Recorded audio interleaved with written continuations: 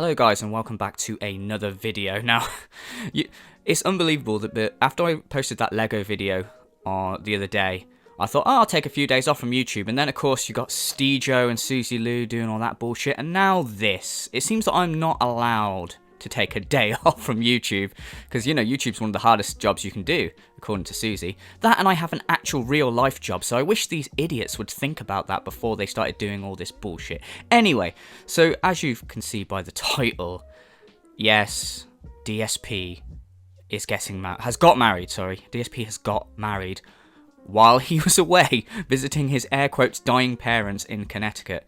The man who is in allegedly so much debt that he may lose his house for the millionth time. You know, he's the star of that movie franchise, Honey, I May Lose the House, Part 7 we're on now, I think. Yet he's got enough money to get married, which is like one of the most expensive things you can do. Bit weird, isn't it? Does anyone else find that a bit weird?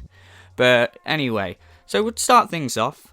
We're going to go start with the tweets that Phil posted. Now, I'm blocked on 2 different accounts from Phil for speaking the truth. He doesn't like that.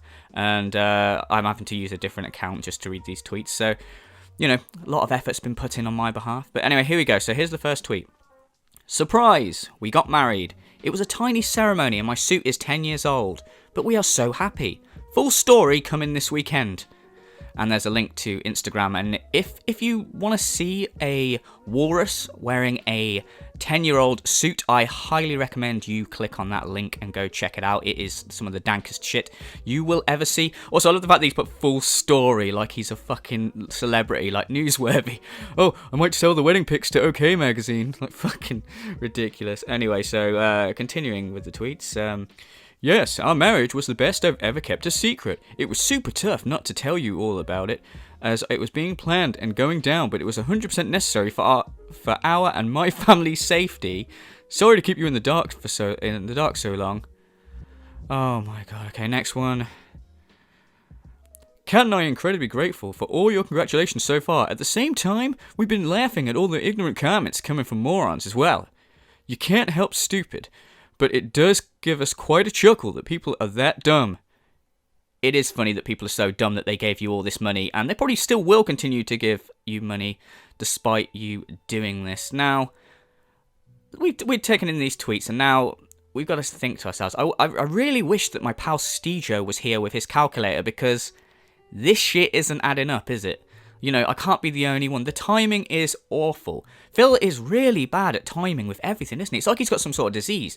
He's the sort of person that would get accused of being an arsonist and deny it, and then he would turn up at a flamethrower convention. You know what I mean? It's a bit fucking weird, man. So, as you guys know, like, I've done a couple of videos, like, in the last months and so, of, first, he was asking for $16,000. Then he was asking for $20,000, all for his taxes because he might lose his house. Then it turned out that it was going to be $17,000. So he did one begathon event, saying this is going to be the only begathon event. It's make or break. He might lose his house, so you need to donate him $17,000. Despite the fact that he got $12,000 a couple of months earlier for some absolute fucking idiot to go towards his taxes, he needs $17,000 is what he was asking for. The event massively failed and he barely raised any money. And it was like, oh shit, well, I guess you're going to lose your house now, mate, aren't you? Because you said you pretty much are going to lose your house unless you raise a substantial amount of money. A couple of weeks later, he does another begathon, even though the last one was make or break. Now, this one's the real make or break begathon, and this time he needs to raise $5,000. Otherwise, he's going to lose his house. Again, he barely scratches the surface. I think he raised about $1,000, maybe a bit more than that or something. Barely scratches the surface. So you've got to ask yourself, why is this man who's about to lose his house able to afford one of the most expensive things you can do? Isn't that a bit weird? Now, this video isn't going to be as long as normal because Phil has actually posted this tweet. I want to respond to the idiots insulting me and saying I'm a scammer right now, but it's our wedding night, so Kat is the voice of reason here. Rest assured, outside of hiding the marriage plans for safety, I didn't lie about anything, and all will be explained on Sunday's podcast. So the video won't be as long as what I normally make because I'll wait till he releases this video on the Sunday podcast, and then I'll actually do like a response video to that and go into this whole thing even more. But I've said it before, and I have to say it again. if anyone at this point is supporting him still financially, you're a fucking idiot, because he is scamming you. I can't believe how dumb you are. And, you know, I went from a point of saying, look, very early on, I was like, I'm not going to say if you're supporting him that you're an idiot, it's your choice. And then all this different stuff happened, and I've gone now to the point where I'm just saying, look, if you're also giving this guy money, you're fucking dumb. And if he turns around, which he's probably going to, and says, oh, I got the money for the wedding from my parents. Right, let me ask you this. First of all, by his logic, his parents are, air quotes, dying, allegedly. So you took money off your dying parents to pay for your wedding. That's pretty scummy. Also, if your parents have got money to give you, surely you should have said, Mum and Dad, if you have money to give us, it would be better suited to our taxes.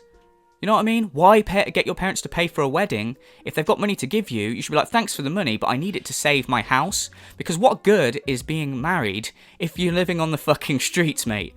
Or is it that, like I suspect, you're full of shit and you ain't going to lose your house? You're not going to lose your house. You should lose your house if your story is true, because you've not raised anywhere near enough money to keep your house. But it's bullshit. Think about it before. How many times, like I said, it's a movie franchise. Honey, I might lose the house. Remember, like last year, when he was allegedly, air quotes, single after he broke up with Panda Lee? It's like, oh, I might lose my house. I need money, guys. And then next thing you know, I've moved my girlfriend across the country. Here she is. None of his fans question it. How fucking dumb. Now he might lose his house again, and his parents are allegedly dying, so he needs to go to Connecticut. And he puts on another begathon. Yet, here we are. He's in Connecticut, and he's getting married, despite the fact that he might be losing his house. I mean, come on. He's done two of the most expensive things in recent years. Like, first of all, he moved across the country and bought a house. And then straight away he was begging for money. And he bought loads of furniture for that house, and he's begging for money instantly. Then the next big expense is he's actually getting married in a time where, you know, he fucking shouldn't be able to afford it because he's losing his house. It makes no sense. If we're to believe what he's saying, it makes no fucking sense. Unless he has more money than what he's letting on, which you've got to ask. You've got to put two and two together and say this has got to be the case. Like I said, if his parents are giving him money, then he should be putting that towards his fucking house. And he is full of shit, and anyone supporting him and enabling him at this point and defending him, I'm sorry, but you're a fucking dumbass and you need to wake up. Well, wake up! Yes, sir. Wake up! Yes, sir. And this pattern will continue. And I don't know what's next, but it'll probably be something like, guys, we're going to lose the house again. We need you to raise all this money. And then everyone's going to be like, oh shit, we better give him this money, And then people will be saying, hey Phil, have you ever thought about having children? How can I have children, dude? I can't afford it. We need to raise this money, otherwise we're going to lose our house. 1 week later, guys, got a special announcement, Kat is pregnant. It's going to be that. And then you're going to be stupid. It's going to be like, oh look, he raised this money so he could have children. And it's going to be like, no, he didn't. No, you're just haters. You're just jealous of Phil. Come on, man. Wake up. What has this guy got to do? Does he have to physically go around to each one of your houses and slap you with $100 bills before you realise that he is scamming you? It's unfucking real. So, like I said, I'll go into this video further when he releases his Sunday podcast video. But to sum up, come on, man. Anytime he comes out and says, I need money for those TXs, guys, he then goes and does something like this. I just don't get. I'm perplexed as to why anyone is still supporting this guy at this point. Why? Like, literally, he is scamming you. Like, and then he's fucking dumb as fuck. Like when people call him out on it, going, "Oh god, I'm just laughing at these idiots." What idiots? The people that are using logic. You fucking moron. You literally just said, like, you. If I'm to believe that you're telling the truth, you're bad with money, and if you're basically asking for money because your bad finance decisions. Like I said, you moved across the country, realised you couldn't afford it because YouTube's not a stable source of income. Whose fault is it? Yours. But yet you ask your viewers to bail you out. You fill the house full of loads of stuff that you shouldn't be able to, like a new TV and all furniture and stuff. Yet then again, you got to go to viewers because you couldn't afford it. Bad finance decision. No backup plan going in. Your viewers have to bail you out. Now, you're about to lose your house allegedly. You need to raise a stupid amount of money.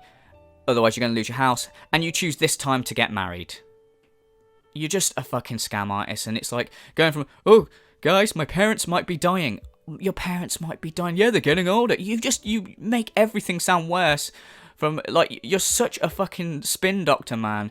You take something so simple and just make it worse than it is to fit the narrative of the fact that you're broke, and it makes people more like, sympathetic and willing to give you money. Fucking scam artist 101, man. Like, honestly. Anyway, I better stop because I'm kind of just repeating myself at this point. But we will, rest assured, I will be going over this Sunday podcast where he, air quotes, addresses the idiots. And we'll go into it more then. So anyway, guys, thank you very much for watching. I'm going to get this video edited and uploaded really quickly because I've got to go to work in a couple of hours. As always, guys, thanks for all the support on the channel. And I will see you in the next one. Cheers, guys.